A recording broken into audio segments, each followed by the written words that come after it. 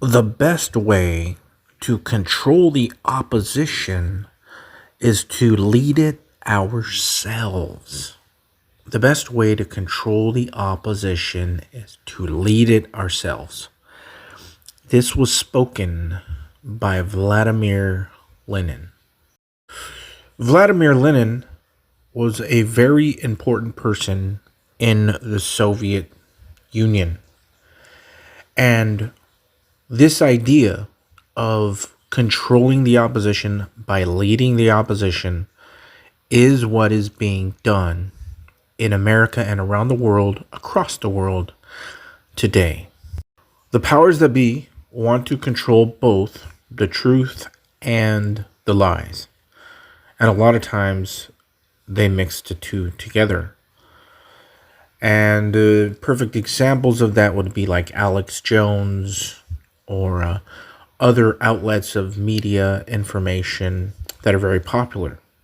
Because Alex Jones tells you a lot of truth, but he tells you it in such a nonsensical way, almost comedy, that it becomes a lie, right? And you just laugh at it.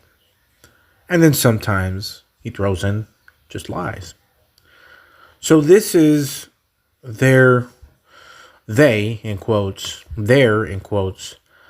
method, controlling the narrative of good and evil, and mixing the two even. Which brings us directly to Joshua, the rapture prophet. Again, I'm not trying to rail on this gentleman or anybody who believes him, but you have to understand what is going on. They want to control the truth narrative just as much as the deception narrative. This gentleman pops up out of nowhere and says that he had a specific vision, right?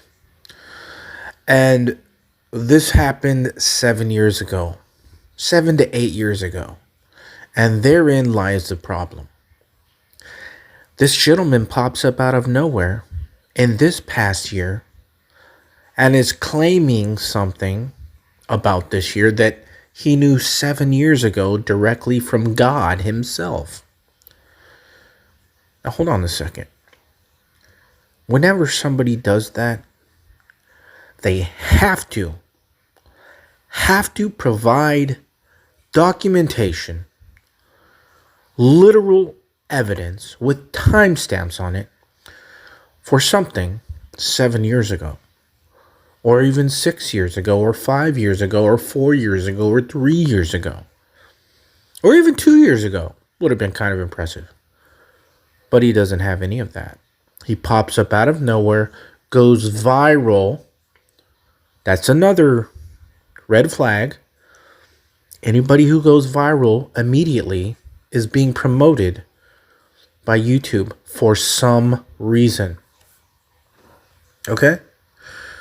Goes viral and has no evidence about what he is claiming that happened 7 years ago or so, give or take.